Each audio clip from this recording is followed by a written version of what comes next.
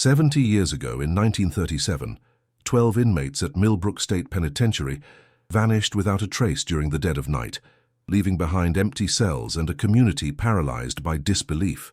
The disappearance plunged the prison administration into chaos and sent shockwaves through the surrounding town of Cedar Falls, where families of both guards and inmates lived in fear and confusion. Local authorities considered multiple theories: mass escape, inside job, even supernatural explanations. But despite extensive investigations, the case remained unsolved, causing outrage among families who demanded answers that never came. Before continuing, subscribe, like this video, and hit the notification bell. This helps the channel bring you more stories like this one. The Millbrook State Penitentiary, built in 1895 on the outskirts of Cedar Falls, housed nearly 800 inmates by 1937. It was considered one of the most secure facilities in the state, with thick stone walls, guard towers, and a reputation for being escape-proof.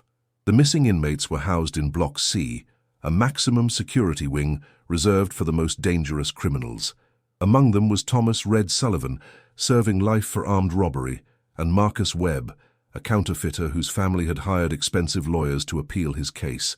On the morning of October 15, 1937, during the routine 6 a.m. head count, guards discovered 12 empty cells. The beds were made, the bars intact, and the cell doors remained locked from the outside. There were no signs of struggle, no damaged walls, and no indication of how grown men could simply vanish from inside a maximum security prison. The only unusual detail was a faint smell of earth and dampness that seemed to emanate from somewhere within Block C. Warden Harold Morrison immediately ordered a lockdown and called in the state police. Every inch of the prison was searched, from the kitchens to the laundry, from the workshops to the chapel. Bloodhounds were brought in to track any scent, but they seemed confused, circling aimlessly in the prison yard before losing the trail entirely. The investigation expanded to include the surrounding countryside, with search parties combing through forests and abandoned buildings for miles around Cedar Falls. As days turned into weeks, theories multiplied. Some believed corrupt guards had facilitated a mass breakout in exchange for money. Others suspected a coordinated effort by criminal organizations to free their associates. The most disturbing theory suggested that the inmates had been murdered and their bodies disposed of to cover up prison brutality. However, no evidence supported any of these hypotheses. The families of the missing men, wives, children, parents, and siblings, found themselves caught between grief and hope. They didn't know whether to mourn their loved ones or pray for their safe return. Margaret Sullivan, Red's wife, spent her life savings hiring private investigators, while Webb's elderly mother held vigils every Sunday at the local church, convinced her son was still alive somewhere. The case gradually faded from newspaper headlines as World War II dominated public attention. The 12 missing inmates became a footnote in criminal history, their names relegated to dusty files in police archives. Millbrook State Penitentiary continued operating normally, though Block C was eventually converted to administrative offices, as if the building itself wanted to forget what had happened within those walls. Years passed, then decades. The guards who had worked that night retired or died. Warden Morrison took the mystery to his grave in 1963. The families of the missing inmates aged, some moving away from Cedar Falls to escape the painful memories, others remaining forever trapped in a limbo of unanswered questions. The prison itself underwent modernization, with new security systems and expanded facilities, but the old stone foundations remained unchanged. By the 1970s, few people in Cedar Falls remembered the mass disappearance. Younger generations had never heard the story, and older residents preferred not to discuss it. The case file gathered dust in a basement storage room, occasionally referenced by true crime writers or amateur investigators, but never yielding new leads or evidence. The mystery seemed destined to remain unsolved forever, another cold case in a system overwhelmed by more recent crimes. But sometimes, the past has a way of resurfacing when we least expect it, and the truth has a persistence that outlasts human memory. The stone walls of Millbrook had kept their secret for 7 decades, but even the strongest foundations eventually crack under the weight of time. Millbrook State Penitentiary stood like a medieval fortress against the Pennsylvania countryside, its imposing stone walls casting long shadows over the town of Cedar Falls. Built during the height of America's prison reform movement, It represented the era's belief that isolation and hard labor could rehabilitate even the most hardened criminals. The facility's reputation for security was legendary. In 42 years of operation, only 3 inmates had ever successfully escaped, and all were recaptured within days. The prison's architecture reflected the Auburn system, popular in the late 19th century, with individual cells arranged in tiers around a central corridor. Block C, where the disappearances occurred, housed the facility's most dangerous inmates in conditions designed to break the spirit through solitude and routine. Each cell measured 8 feet by 6 feet, containing only a narrow cot, a wash basin, and a bucket. The walls were 2 feet thick, carved from local limestone that had withstood decades of desperate scratching and pounding by men driven to madness by confinement. Warden Harold Morrison had run Millbrook with an iron fist since 1925. A former military officer who served in the Great War, Morrison believed discipline and order were the keys to maintaining control over nearly 800 inmates. Under his leadership, riots were rare, escapes were virtually impossible, and the prison operated with clockwork precision. Guards respected him, inmates feared him, and state officials considered him a model administrator. The daily routine at Millbrook never varied. Inmates woke at 5:30 a.m. to the sound of bells echoing through the stone corridors. Breakfast was served in shifts in the main dining hall, a cavernous room where conversation was forbidden, and guards watched from elevated platforms. After the morning meal, most inmates reported to workshops where they manufactured license plates, furniture, and textiles under strict supervision. Those in Block C, however, remained in their cells for all but 1 hour of exercise in a small walled courtyard. The 12 missing inmates represented a cross-section of Depression-era crime. Thomas Red Sullivan, the group's unofficial leader, had earned his nickname from his fiery temper and rust-colored hair. Convicted of robbing a series of banks across 3 states, he was serving multiple life sentences with no possibility of parole. Fellow inmates respected him for his intelligence and his refusal to cooperate with prison authorities, even when faced with extended periods in solitary confinement. Marcus Webb, the counterfeiter, was perhaps the most educated man in Block C.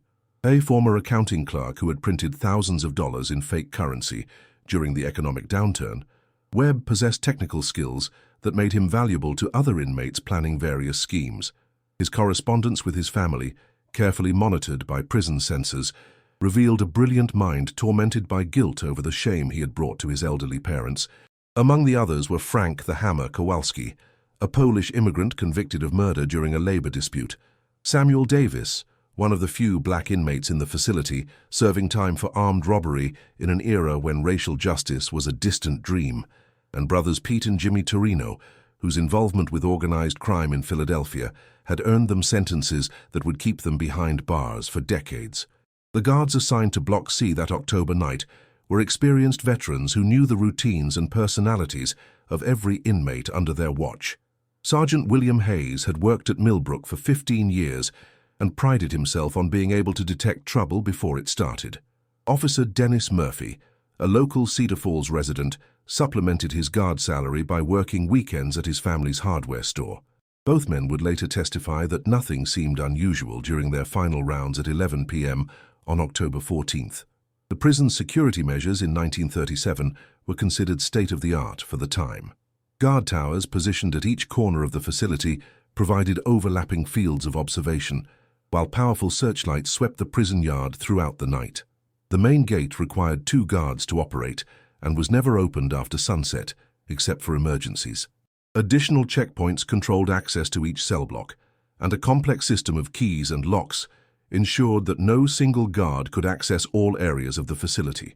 Electronic communication between guard posts was primitive by modern standards, but effective for the era. A series of telephone lines connected the towers, gates, and administration building, allowing rapid coordination in case of emergency. An alarm system, operated by hand-cranked sirens, could alert the entire facility and summon assistance from local law enforcement within minutes. Despite these precautions, the prison had its vulnerabilities. The building's age meant that some areas suffered from structural problems, cracked foundations, deteriorating mortar, and occasional flooding in the basement during heavy rains. Maintenance was often deferred due to budget constraints, and several sections of the facility showed signs of neglect that would be unacceptable by today's standards. The surrounding community of Cedar Falls had a complicated relationship with the prison. While many residents depended on the facility for employment, others felt uncomfortable living so close to hundreds of dangerous criminals. Local businesses benefited from the economic activity generated by the prison, but families worried about the safety of their children and the impact on property values. As October 1937 progressed, autumn was settling over the Pennsylvania countryside. The trees surrounding Millbrook displayed brilliant colors of red and gold, and the first frost had already appeared on several mornings. Inside the prison, the changing seasons brought little variety to the monotonous lives of the inmates, who measured time not by the weather, but by the endless repetition of meals, head counts, and the sound of heavy doors slamming shut. None of the guards, administrators, or inmates could have imagined that they were living through the final days before Millbrook State Penitentiary would become the center of one of the most baffling mysteries in American criminal history. October 14, 1937, began like any other day at Millbrook State Penitentiary. The autumn air carried the scent of burning leaves from Cedar Falls, and the morning fog clung to the prison walls like ghostly fingers reluctant to release their grip on the ancient stones. Inmates in Block C followed their usual routine: breakfast in their cells, an hour of exercise in the courtyard, and then the long stretch of afternoon confinement that tested even the strongest minds. Sergeant William Hayes noticed nothing unusual during his afternoon rounds. The 12 inmates in Block C appeared to be in their normal states of sullen resignation or quiet desperation. Red Sullivan was reading a worn copy of The Count of Monte Cristo, a choice that Hayes found grimly ironic given the circumstances. Marcus Webb sat at his small table, writing what appeared to be another letter to his family, while Frank Kowalski exercised in the cramped space of his cell, doing push-ups with mechanical precision. The evening meal was served at 5 p.m., delivered to Block C on metal trays through the slots in each cell door. Guards reported that all 12 inmates accepted their food: a thin stew, bread, and watered-down coffee that barely qualified as nourishment. Conversation between cells was strictly forbidden, but the guards occasionally heard whispered exchanges in the darkness, usually complaints about the food or requests for medical attention that would likely go unheeded. Officer Dennis Murphy arrived for the night shift at 10 p.m., relieving the day guards with the casual efficiency of a man who had performed the same routine thousands of times. Murphy had grown up in Cedar Falls and knew many of the prison employees as neighbors and friends. His father had helped build some of the prison's interior walls in the 1890s, and Murphy himself had started working at Millbrook immediately after graduating from high school. The 11 p.m. head count proceeded without incident. Hayes and Murphy walked through Block C together, checking each cell and marking their clipboards as they confirmed the presence of all 12 inmates. The men appeared to be settling in for the night, some already lying on their cots, others still reading by the dim light of their cell bulbs. The brothers Pete and Jimmy Torino exchanged a brief nod, a silent communication that had become routine after years of incarceration. What happened in the hours between midnight and dawn remains one of the most puzzling aspects of the entire case. Both guards swore under oath that they made their required rounds every 2 hours, checking each cell with their flashlights and listening for any unusual sounds. The guard towers reported normal conditions throughout the night, with searchlights sweeping the prison yard at regular intervals and finding nothing out of the ordinary. At 2 a.m., Officer Murphy thought he heard what sounded like scratching or scraping coming from somewhere in Block C. He investigated thoroughly, walking the entire length of the cell block and pausing to listen at each cell door.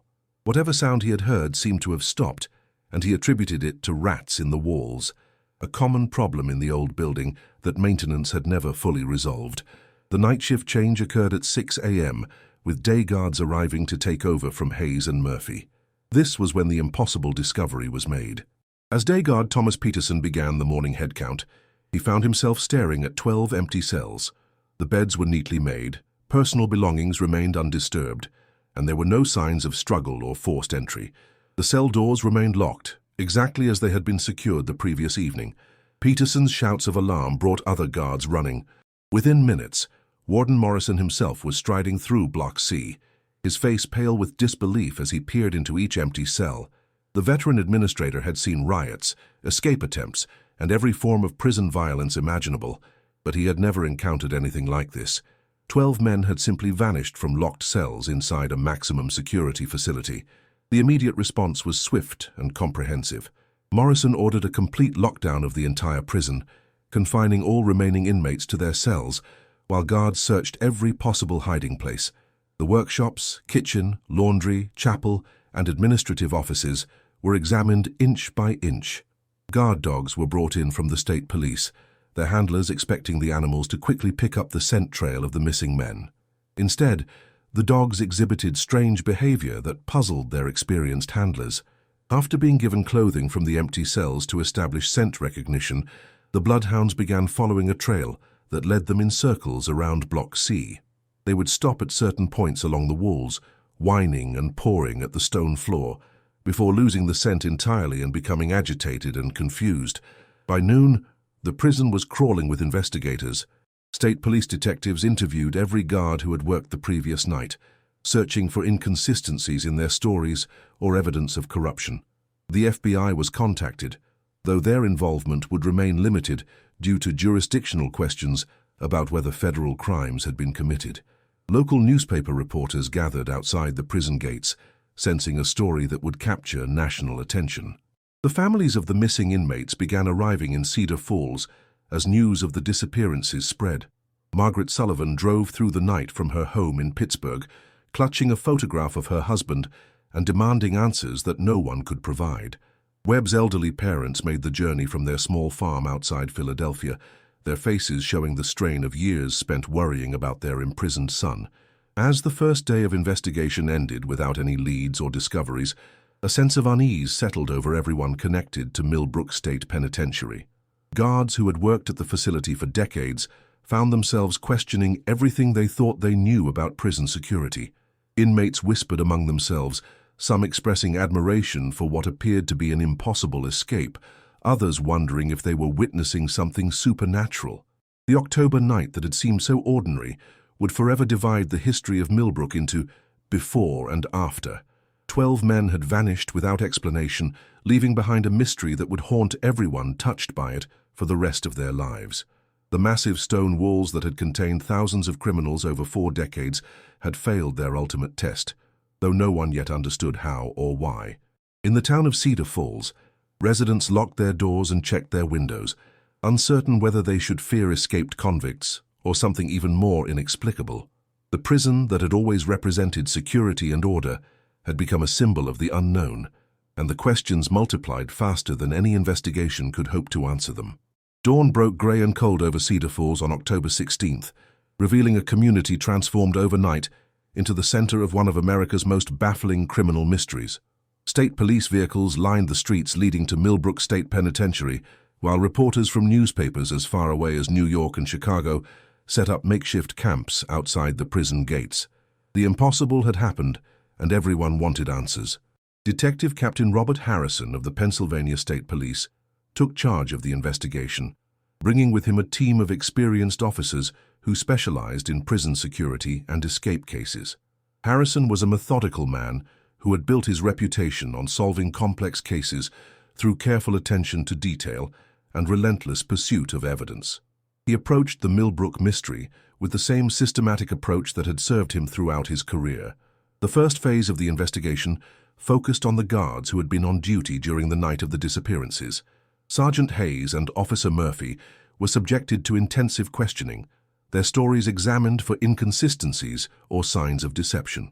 Both men passed polygraph tests, though the reliability of such devices was still questioned by many in law enforcement. Their personal finances were scrutinized for evidence of payoffs, their backgrounds investigated for connections to criminal organizations. Detective Harrison found no evidence of corruption among the prison staff.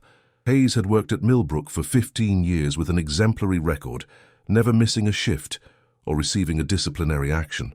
Murphy was a local resident whose family had deep roots in Cedar Falls, making it unlikely that he would risk his reputation and livelihood to assist criminals.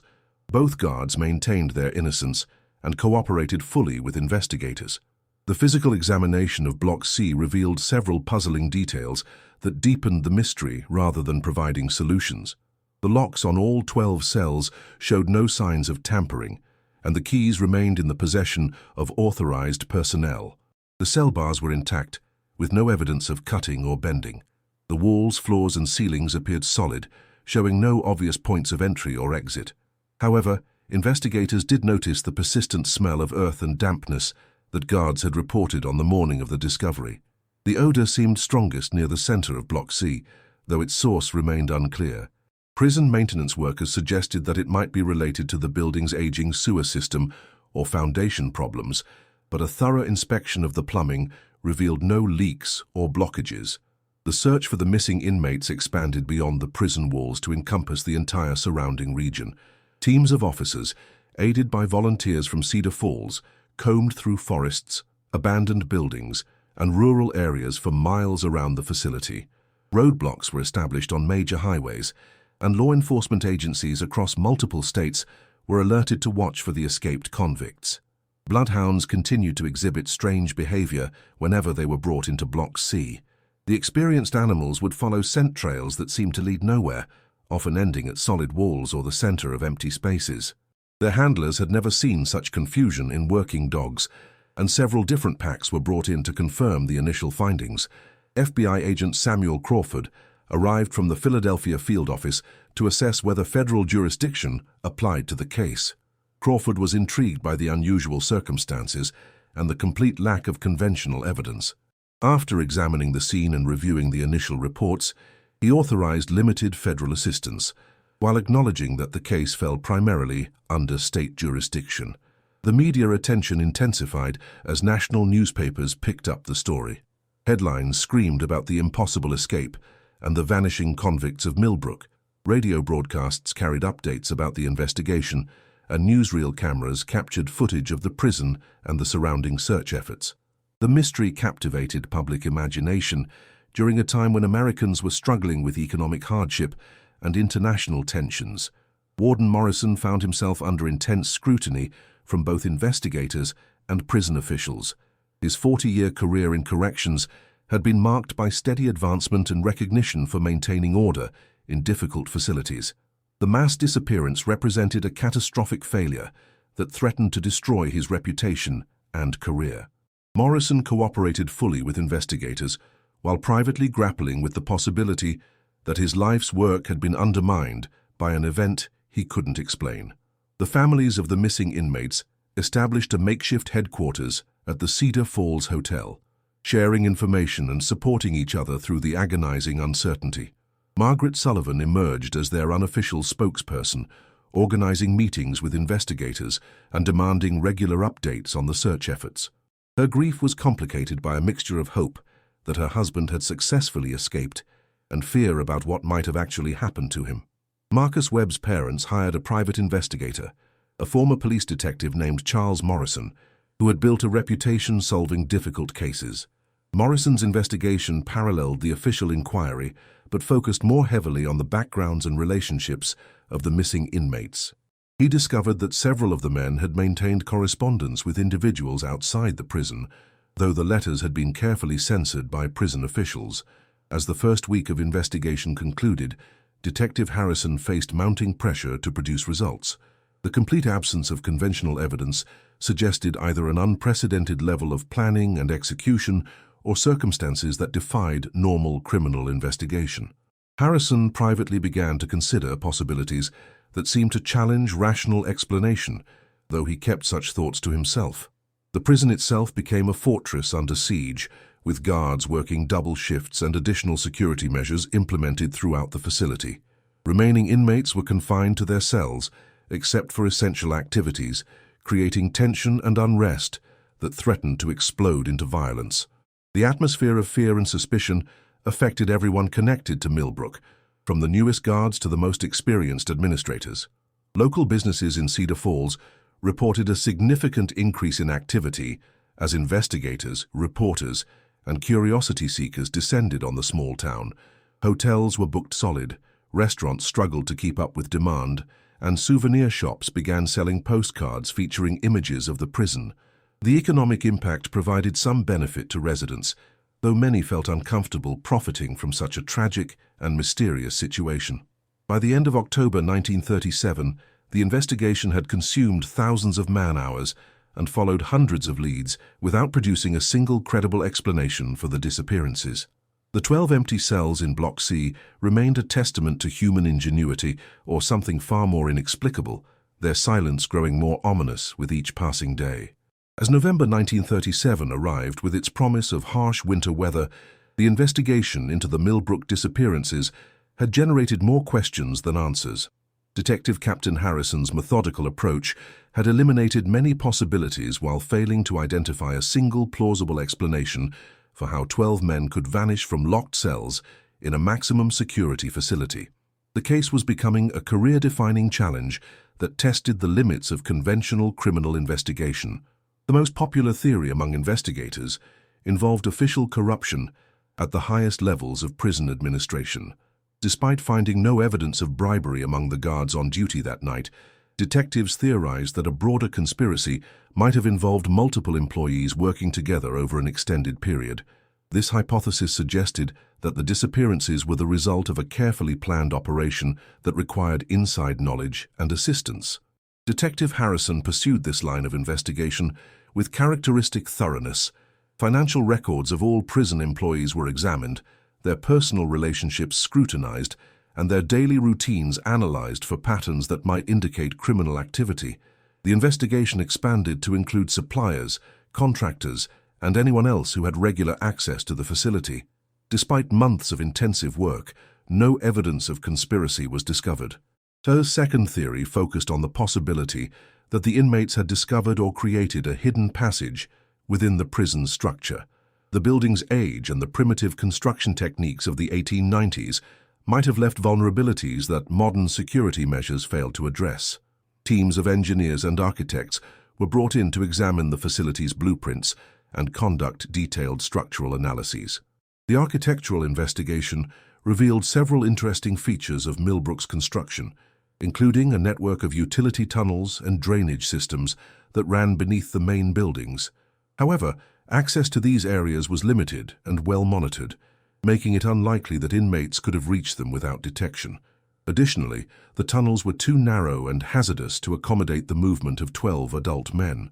Private investigator Charles Morrison, working on behalf of the Webb family, developed a third theory that focused on the criminal connections of the missing inmates. Morrison discovered that several of the men had maintained correspondence with associates in organized crime families despite the prison's censorship of inmate mail. He theorized that external criminal organizations might have orchestrated an elaborate rescue operation. This theory gained credibility when Morrison uncovered evidence that Red Sullivan had been in contact with former associates who had avoided capture during his bank robbery spree. Similarly, the Torino brothers had received visits from individuals with suspected connections to Philadelphia crime families. However, the logistics of such an operation seemed impossible given the prison's security measures and the complete absence of evidence. FBI agent Crawford pursued a fourth possibility that involved the use of advanced tunneling techniques by the inmates themselves. Crawford had investigated cases where prisoners had spent years secretly excavating escape routes, working with primitive tools, and removing dirt in small quantities to avoid detection. The persistent smell of earth in Block C seemed to support this theory. A comprehensive search of the prison grounds was conducted, using metal detectors and ground-penetrating equipment borrowed from mining companies. The search revealed several anomalies in the soil composition around the prison, but excavation of these areas produced nothing more than old construction debris and natural rock formations. The basement and foundation areas were examined with equal thoroughness, yielding no evidence of unauthorized digging. The investigation also considered supernatural explanations, though such theories were dismissed by serious investigators as desperate attempts to explain the inexplicable. Local folklore included stories about Native American burial grounds in the area and reports of strange phenomena at the prison dating back to its construction. While these tales captured public imagination, they provided no practical leads for law enforcement. As winter set in, the search for the missing inmates expanded to include seasonal locations where desperate men might seek shelter. Hunting cabins, abandoned mines, and rural buildings throughout Pennsylvania were systematically examined. The theory was that the escapees were hiding in remote locations, waiting for the initial search intensity to diminish before attempting to flee to distant states or foreign countries. The weather worked against both the fugitives and their pursuers. Heavy snows made travel difficult and limited the effectiveness of search operations, while the harsh conditions would have made survival extremely challenging for men without proper equipment or supplies. Some investigators began to suspect that the missing inmates might have perished from exposure, their bodies hidden beneath layers of snow and ice. Spring 1938 brought renewed hope and expanded search efforts. As the snow melted, investigators expected to discover evidence that had been concealed during the winter months. Teams of searchers methodically covered areas that had been inaccessible during the coldest months, using improved techniques and equipment. The results were consistently disappointing. Public interest in the case began to wane as other news dominated headlines. The growing tensions in Europe and continuing economic challenges at home diverted attention from the Millbrook mystery. Newspaper coverage decreased, and radio programs found new topics to capture audience interest. The families of the missing inmates watched helplessly as their loved one's case faded from public consciousness. By the first anniversary of the disappearances, the official investigation had been scaled back significantly. Detective Harrison remained convinced that the case could be solved with enough time and resources, but budget constraints and pressure to address more recent crimes limited the manpower available for the continuing inquiry. The missing inmates' files were transferred to the Cold Case Division, joining hundreds of other unsolved mysteries. The prison itself attempted to return to normal operations, though the empty cells in Block C served as a constant reminder of the institution's greatest failure. New security measures were implemented, including improved lighting, additional guards, and more frequent headcounts. Despite these changes, everyone connected to Millbrook understood that the mystery remained unsolved and that the truth might never be discovered. If this case has already gripped you, leave a like. It helps the channel bring more stories like this and helps the story of the Millbrook 12 reach more people. The decade following the Millbrook disappearances passed like a slow, inexorable tide, washing away the immediate urgency of the mystery, while leaving behind deeper questions embedded in the collective memory of Cedar Falls. By 1947, the case files had grown thick with false leads, witness statements that led nowhere, and theories that collapsed under scrutiny. The 12 empty cells in Block C had been converted to storage space, as if the prison administration hoped that changing their function might somehow erase their troubling history. Detective Captain Harrison retired in 1945, carrying the burden of his unsolved case into a retirement that was haunted by unanswered questions. In his final report, filed away in the basement archives of the Pennsylvania State Police, Harrison wrote that the Millbrook disappearances represented either the most perfectly executed escape in criminal history or an event that challenges our understanding of physical possibility. He recommended that the case remain open indefinitely, though he privately doubted it would ever be solved. The families of the missing inmates faced the cruelest challenge of all, living with permanent uncertainty. Margaret Sullivan never remarried, maintaining the small Pittsburgh apartment she had shared with Red and keeping his clothes in the closet as if he might return at any moment. She attended every parole hearing and prison reform meeting she could find, becoming an advocate for families of missing persons long before such advocacy groups were formally organized. Marcus Webb's parents both died in the early 1950s without ever learning their son's fate. Their farm outside Philadelphia was sold to pay for the private investigators and legal fees they had accumulated during their desperate search for answers. Charles Morrison, the private detective they had hired, continued working the case sporadically for several years before concluding that all reasonable avenues of investigation had been exhausted. The Torino brothers' connections to organized crime families ensured that their disappearance was not entirely forgotten within certain circles. Periodic rumors surfaced in Philadelphia's underworld about the brothers living under assumed names in distant cities, but these stories were never substantiated with credible evidence. FBI files from the 1950s contain references to several investigations that attempted to trace these rumors, all of which ended without producing useful leads. Millbrook State Penitentiary itself underwent significant changes during the post-war period. The old stone buildings were modernized with improved electrical systems, expanded workshop facilities, and enhanced security measures that reflected advances in correctional technology. Warden Morrison retired in 1952, his distinguished career forever marked by the unsolved mystery that had occurred under his watch. The new administration at Millbrook adopted a policy of neither denying nor actively promoting discussion of the 1937 disappearances. Guards were instructed to answer questions from visitors or reporters with basic facts while avoiding speculation about what might have happened. This approach had the effect of gradually reducing public attention to the case while preserving its place in prison folklore. During the 1950s, true crime magazines occasionally featured articles about the Millbrook mystery, usually with sensationalized headlines and theories that ranged from the implausible to the ridiculous. These publications kept the story alive in popular culture while contributing little to serious investigation of the facts. Academic criminologists occasionally referenced the case in studies of prison security, but it remained more of a curiosity than a subject for rigorous analysis. The town of Cedar Falls experienced steady growth during the post-war economic boom, with new businesses and residential developments changing its character from a small rural community to a modest suburban area. Many longtime residents moved away, taking their memories of the prison mystery with them, while newcomers often knew nothing about the events of 1937. The collective memory of the disappearances began to fade as the community evolved. However, among the families of prison employees who had worked at Millbrook during the 1930s, the story persisted as a kind of inherited mystery.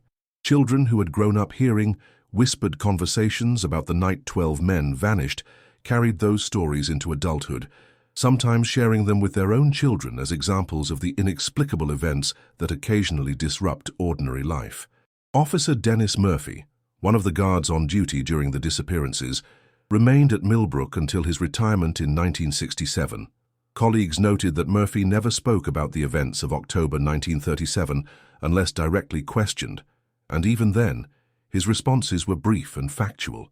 Murphy's son later recalled that his father would sometimes stare at the walls of their home with a distant expression, as if he were still trying to solve a puzzle that had no solution. The 1960s brought social upheaval and prison reform movements that focused attention on conditions within correctional facilities.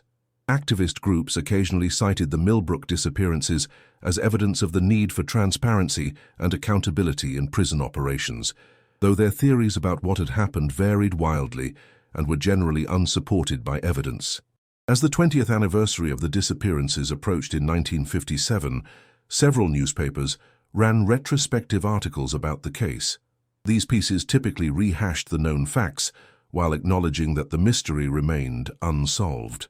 The articles generated brief renewed interest from amateur investigators and curiosity seekers, but no new evidence emerged from this temporary revival of attention. The physical structure of Block C, where the disappearances had occurred, began showing signs of age and deterioration by the late 1950s. Cracks appeared in the stone walls, and the persistent smell of dampness that had puzzled investigators 20 years earlier seemed to be getting stronger. Prison maintenance crews attributed these problems to the natural aging of the building and the harsh Pennsylvania winters that had stressed the structure over decades. By 1960, most of the original investigators had retired or died, taking their first-hand knowledge of the case with them. The institutional memory of law enforcement agencies began to fade as personnel changes and bureaucratic reorganizations moved files and shifted priorities. The Millbrook mystery was becoming a historical curiosity rather than an active investigation. The families who had never stopped hoping for answers found themselves increasingly isolated as public interest waned and official attention focused on more recent crimes. Support groups for families of missing persons were still decades away from being established, leaving these survivors to cope with their grief and uncertainty, largely alone. As the 1960s ended, the Millbrook disappearances had become a footnote in criminal history, occasionally mentioned in academic papers or true crime compilations, but no longer the subject of active investigation. The 12 men who had vanished from their cells 30 years earlier seemed destined to remain permanently lost to history, their fate known only to whatever forces had spirited them away from the maximum security facility that was supposed to be escape-proof. September 15, 2007, exactly 70 years after the mysterious disappearances that had haunted Millbrook State Penitentiary, began as a routine day for the maintenance crew tasked with upgrading the facility's aging infrastructure. The prison had been scheduled for extensive renovations to meet modern correctional standards, and workers had been systematically examining every aspect of the building's foundation and structural integrity. Senior Maintenance Supervisor Jake Martinez had worked at Millbrook for over 15 years, long enough to have heard countless retellings of the 1937 mystery from older employees. Like most practical men, Martinez viewed the old stories with skepticism, considering them prison folklore that had grown more elaborate with each telling. His focus was on concrete problems, leaking pipes, electrical issues, and the structural challenges of maintaining a building that was over a century old. The work crew that morning was investigating persistent moisture problems in the basement level beneath Block C. For decades, prison administrators had dealt with periodic flooding and the persistent odor of dampness that seemed to emanate from somewhere within the building's foundation. Previous attempts to locate and repair the source of these problems had been unsuccessful, leading to the decision to conduct a comprehensive excavation. Martinez and his team began their work by removing several layers of concrete flooring that had been added over the years as temporary fixes for various structural issues. As they worked deeper into the foundation, they discovered that the original stone construction included spaces and chambers that didn't appear on any architectural plans. The building's 1890s blueprints, yellowed with age and damaged by decades of storage, proved inadequate guides to the facility's actual structure. Around 10:30 a.m., worker Tommy Rodriguez was operating a jackhammer to break up a particularly stubborn section of concrete when his equipment suddenly broke through into empty space below. The unexpected void caused Rodriguez to stumble backward as chunks of concrete and debris fell into darkness. When Martinez shone his flashlight into the opening, he found himself staring into what appeared to be a tunnel carved from the living rock beneath the prison. The tunnel was approximately 6 feet high and 4 feet wide, large enough for a person to walk through while stooping slightly. The walls showed clear evidence of hand excavation, with tool marks visible in the stone and primitive wooden supports installed at regular intervals. The air that emerged from the opening carried the same earthy, damp smell that had puzzled investigators for 70 years. Martinez immediately stopped all work and contacted prison administration. Warden Patricia Hendricks arrived within minutes, accompanied by security personnel and Assistant Warden David Chen. The group gathered around the opening in the basement floor, staring into a piece of history that had remained hidden for 7 decades. The implications were immediately clear to everyone present. They had discovered the route by which 12 inmates had vanished from their locked cells in 1937. The Pennsylvania State Police were notified within the hour, and Detective Lieutenant Sarah Williams was assigned to coordinate the investigation of what was now being treated as a crime scene from 1937. Williams, a veteran investigator with experience in cold cases, understood that she was dealing with evidence from one of the most famous unsolved mysteries in Pennsylvania criminal history. Initial exploration of the tunnel revealed that it extended for approximately 200 feet, running from beneath Block C to a point that emerged outside the prison's perimeter walls. The exit point was concealed within a grove of trees that had grown significantly over the intervening decades, making it nearly invisible from any angle. The engineering required to create such a passage represented an extraordinary feat of planning and execution. The tunnel's construction showed evidence of sophisticated technique and considerable time investment. The excavators had removed tons of rock and soil while somehow disposing of the debris without detection. They had installed ventilation shafts that allowed air circulation, supporting beams that prevented collapse, and even primitive lighting in some sections. The project clearly required months or possibly years of secret work. As investigators documented the tunnel, they began discovering artifacts that provided clues about the escape and the men who had engineered it. Tools improvised from prison workshop materials were found at various points along the passage. Pieces of clothing and personal items helped confirm the identities of the inmates who had used the route. Most significantly, they found evidence that not all of the escapes had survived the journey. Near the midpoint of the tunnel, investigators discovered what appeared to be a partial collapse that had occurred sometime after the original excavation. Trapped beneath fallen rocks and debris were the skeletal remains of 3 individuals, along with personal effects that identified them as Frank Kowalski, Samuel Davis, and one of the Torino brothers. The discovery answered part of the 70-year-old mystery while raising new questions about the fate of the other 9 escapees. The tunnel's exit point revealed additional evidence of the escape's aftermath. Investigators found remnants of a camp where the survivors had apparently stayed for several days after emerging from their underground route. Rusted cans, rotted fabric, and other debris suggested that the men had prepared supplies for their flight from the area. The camp's location was approximately half a mile from the prison, hidden in a depression that would have been invisible to search parties in 1937. Forensic analysis of the skeletal remains confirmed that the 3 inmates had died from crushing injuries sustained during the tunnel collapse. Carbon dating and other scientific techniques established that their deaths had occurred sometime between 1937 and 1940, consistent with the timeline of their disappearance. The discovery provided closure for families who had waited 70 years for answers about their loved ones' fate. The existence of the tunnel also explained several puzzling aspects of the original investigation. The strange behavior of bloodhounds in 1937 now made sense. The dogs had been detecting scent trails that led to the tunnel entrance, but their handlers hadn't recognized the significance of their behavior. The persistent smell of earth and dampness that had puzzled investigators was actually emanating from the hidden passage beneath their feet. Media attention exploded as news of the discovery spread beyond Cedar Falls. The story captured international interest as one of the most remarkable prison escape stories ever documented. Television crews, newspaper reporters, and documentary filmmakers descended on Millbrook to cover the resolution of a mystery that had fascinated true crime enthusiasts for generations. The surviving families of the missing inmates experienced a complex mixture of relief and renewed grief as they learned the partial truth about their loved one's fate. Margaret Sullivan, now 89 years old and living in a Pittsburgh nursing home, wept when she learned that her husband Red was not among the remains found in the tunnel.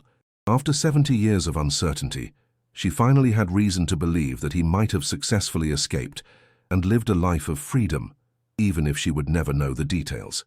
The discovery of the tunnel beneath Millbrook State Penitentiary transformed a 70-year-old mystery into an active archaeological and forensic investigation. Expert teams from multiple disciplines converged on the site, treating the underground passage as both a crime scene and a historical artifact that could provide unprecedented insights into one of America's most famous prison escapes. Dr. Rebecca Chen, a forensic anthropologist from Penn State University, led the examination of the skeletal remains found in the collapsed section of the tunnel. Her analysis confirmed that the 3 victims had died from traumatic injuries, consistent with being crushed by falling rocks. The positioning of the remains suggested that the men had been attempting to clear debris from a previous, smaller collapse when the catastrophic cave-in occurred that trapped and killed them. The personal effects found with the remains provided poignant glimpses into the final moments of Frank the Hammer Kowalski, Samuel Davis, and Pete Torino. Kowalski still wore his prison identification bracelet, while Davis carried a small notebook containing what appeared to be a prayer written in his own hand. Pete Torino had a photograph of his family tucked inside his shirt pocket, the image preserved despite decades in the damp environment. Archaeological investigation of the tunnel revealed the remarkable scope and sophistication of the escape operation.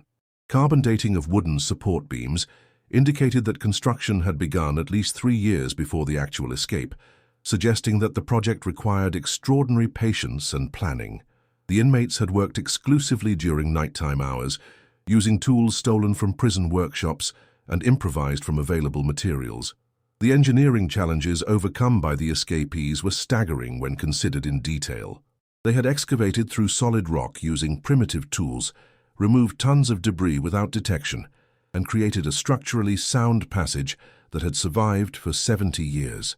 The project required knowledge of construction techniques, geology, and structural engineering that none of the inmates were known to possess through their official backgrounds. Detective Lieutenant Williams's investigation into the historical record revealed new information about the relationships between the missing inmates. Previously classified prison records, released after the 70-year statute of limitations expired, showed that the 12 men had requested cell transfers that placed them in adjacent locations within Block C. The transfers appeared routine at the time, but now seemed clearly designed to facilitate coordination of the escape plan. The investigation also uncovered evidence of a sophisticated support network outside the prison walls. Analysis of visitor logs and mail records revealed patterns of communication between the inmates and individuals who had never been identified during the original investigation.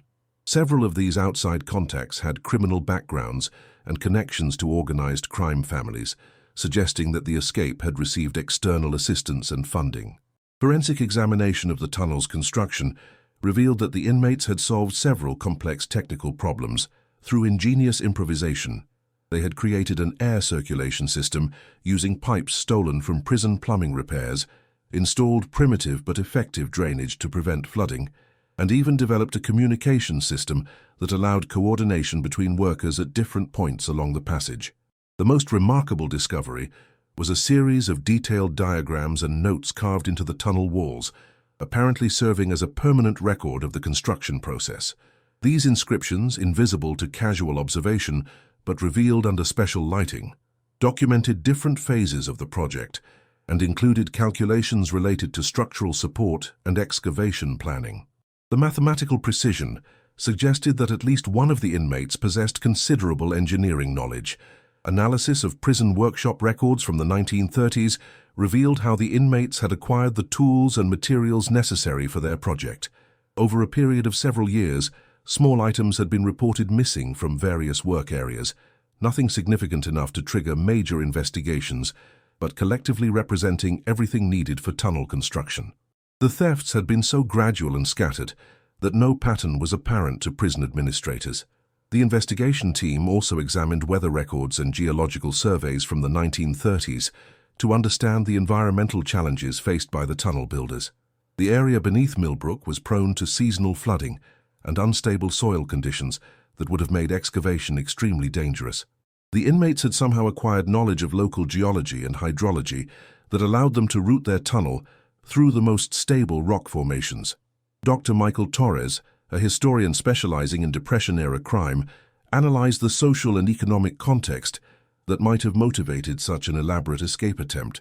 The harsh conditions at Millbrook during the 1930s, combined with limited hope for parole or release, created desperate circumstances that could explain why inmates would risk their lives on such a dangerous undertaking. The project represented not just an escape attempt, but a rejection of a system that offered no hope for redemption. The discovery of the tunnel also shed new light on the prison's security measures in 1937.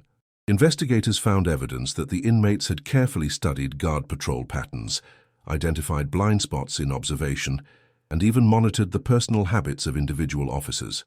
Their knowledge of prison operations was so detailed that they could predict when and where they would be safe to work on their tunnel without detection. One of the most intriguing aspects of the investigation was the question of what had happened to the 9 survivors who had made it through the tunnel. Analysis of the campsite outside the prison walls suggested that the group had separated after their escape, with different individuals or small groups heading in different directions. The lack of any confirmed sightings or captures in subsequent decades suggested that at least some of the escapees had successfully evaded law enforcement. The investigation team consulted with retired FBI agents and police officers who had worked on similar cases from the same era. These experts confirmed that the Millbrook escape represented unprecedented sophistication and planning for its time. The combination of engineering skill, operational security, and long-term coordination required capabilities that few criminal organizations possessed during the 1930s. Modern forensic techniques provided insights that had been impossible during the original investigation. DNA analysis of material found in the tunnel confirmed the identities of all 12 original escapees and revealed that at least 2 other inmates had been involved in the early stages of planning but had not participated in the actual escape. This discovery explained some of the inconsistencies in witness statements from 1937. The psychological profiles of the missing inmates, reconstructed using modern behavioral analysis techniques, revealed a group of individuals with complementary skills and personalities that made them ideally suited for such a complex undertaking. Red Sullivan's leadership abilities, Marcus Webb's technical knowledge, and the organizational connections of the Torino brothers had combined to create a team capable of achieving what seemed impossible. As the investigation continued, it became clear that the Millbrook Tunnel represented far more than a simple prison break. It was a testament to human ingenuity, determination, and the lengths to which people will go in pursuit of freedom, even when the odds seem insurmountable. The complete story of the Millbrook disappearances emerged slowly over months of painstaking investigation, revealing a tale of human determination that exceeded anything investigators had imagined possible. As forensic teams completed their analysis of the tunnel and its contents, a picture developed of an escape operation that represented one of the most sophisticated prison breaks in American history.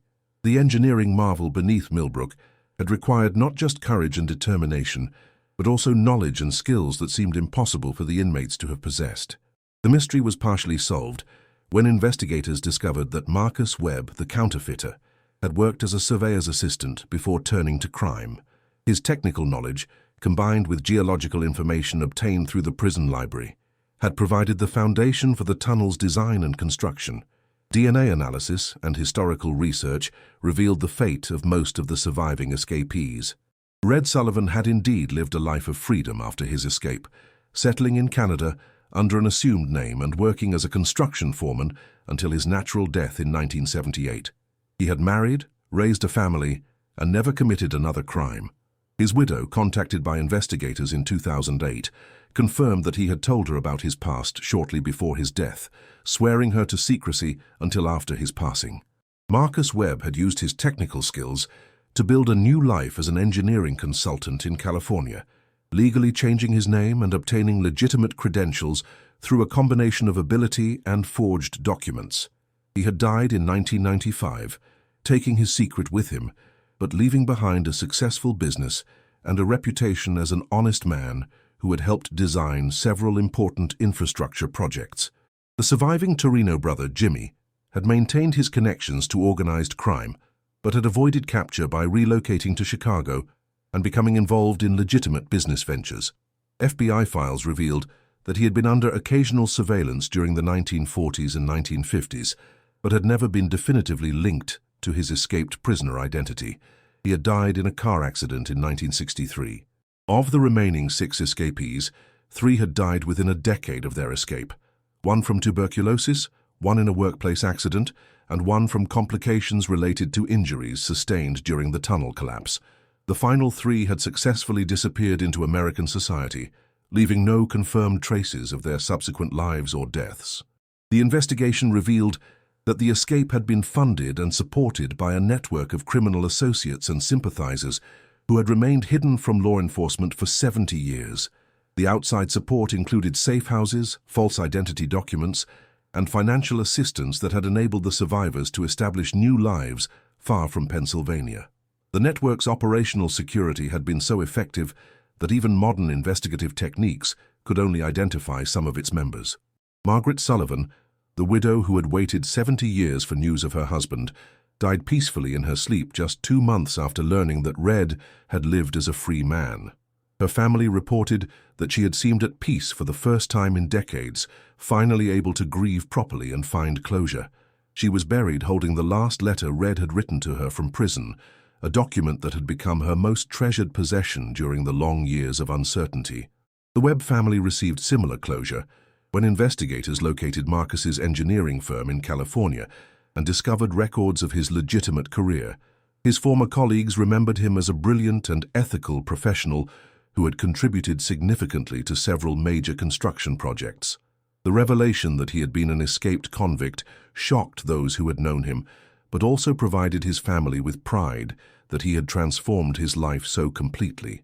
The discovery of the tunnel also explained several previously unexplained incidents at Millbrook over the decades. Minor structural problems, mysterious sounds reported by guards, and occasional flooding issues had all been related to the hidden passage beneath the prison. The tunnel had been slowly deteriorating for 70 years, occasionally causing subsidence and other problems that maintenance crews had attributed to the building's age. Prison officials faced difficult questions about security failures that had allowed such an elaborate escape operation to proceed undetected. However, investigations concluded that the inmates had exploited weaknesses in 1930s security technology and procedures that were simply not apparent to administrators of that era. The escape had required such extraordinary planning and execution that it represented a once-in-a-lifetime convergence of circumstances, personalities, and opportunities. Modern prison security experts studied the Millbrook case as an example of how determination and ingenuity could overcome seemingly impossible obstacles. The escape was incorporated into training programs for correctional officers and administrators, serving as a reminder that complacency and routine could create vulnerabilities even in the most secure facilities. The psychological impact of the discovery extended far beyond the immediate families involved. For the community of Cedar Falls, the revelation provided an end to a mystery that had haunted the town for generations. Local historians organized exhibitions and tours that celebrated the remarkable story while acknowledging the human cost of both the original crimes and the desperate escape that followed. The tunnel itself became a subject of engineering and archaeological study, with researchers from multiple universities examining its construction techniques and preservation. Plans were developed to preserve portions of the passage as a historical monument, though structural concerns ultimately required that most of it be sealed for safety reasons. The Millbrook case also contributed to broader discussions about criminal justice reform and the treatment of prisoners. The desperation that had driven 12 men to risk their lives in such a dangerous escape attempt raised questions about the harsh conditions and limited opportunities for rehabilitation that characterized Depression-era corrections. Modern reform advocates pointed to the case as evidence that hopelessness and brutality within prison systems could drive people to extraordinary measures. Legal scholars analyzed the case for its implications regarding statute of limitations laws and the prosecution of historical crimes. Since all the known escapees were now deceased, no criminal charges could be filed, but the case provided valuable precedent for handling similar discoveries of old crimes. The investigation had also revealed evidence of corruption and misconduct by some prison officials in the 1930s, though these individuals were also long dead. The families of the 3 inmates whose remains were found in the tunnel received closure through proper burial ceremonies. Frank Kowalski was interred in a Polish-American cemetery in Pittsburgh, with his extended family finally able to mourn his passing after 70 years of uncertainty. Samuel Davis was buried in a historically black cemetery in Philadelphia, where members of the community gathered to honor a man whose life had been shaped by the racial injustices of his era. Pete Torino was laid to rest beside his parents in South Philadelphia, reuniting a family that had been separated by crime, imprisonment, and tragedy. The investigation also uncovered evidence of other escape attempts at Millbrook that had never been documented in official records. Prison administrators in the 1930s and 1940s had apparently suppressed information about several failed breakout attempts to protect the facility's reputation. These discoveries led to broader reforms in prison record-keeping and transparency requirements. Dr. Rebecca Chen's forensic analysis of the remains provided insights into the physical challenges faced by the tunnel builders. Evidence of repetitive stress injuries and malnutrition suggested that the inmates had pushed their bodies to the limits of endurance during the years of construction. The dedication required to continue such grueling work while maintaining the appearance of normal prison routine demonstrated extraordinary mental and physical resilience. The story of the Millbrook 12, as they came to be known, was eventually adapted into documentaries, books, and academic studies that examined various aspects of the case. The human drama of families waiting decades for answers resonated with audiences around the world, while the technical aspects of the escape fascinated engineers and security professionals. As investigators completed their work and prepared to close the case officially, they reflected on the broader implications of what they had discovered. The Millbrook Tunnel represented more than just an elaborate prison break. It was a testament to the power of hope and determination in the face of seemingly insurmountable obstacles. 12 desperate men had refused to accept that their lives were over, instead choosing to risk everything for a chance at freedom and redemption. The final report on the Millbrook investigation ran to over 800 pages, documenting not just the facts of the case, but also its impact on criminal justice, forensic science, and the families who had lived with uncertainty for 7 decades. The report concluded that while the escape represented a catastrophic security failure, It also demonstrated remarkable human ingenuity and the complex social conditions that could drive people to extraordinary measures. In the end, the discovery of the tunnel beneath Millbrook State Penitentiary provided answers to questions that had haunted investigators, families, and the community for 70 years. It revealed a story of desperation, courage, tragedy, and ultimate redemption that captured the imagination of people around the world. The 12 men who had vanished from their locked cells in 1937 had finally told their story, speaking through the evidence they had left behind in the darkness beneath the stone walls that could not hold them. Subscribe to our channel to explore more archived and disturbing cases. Thank you for following the story of the Millbrook 12. See you in the next video.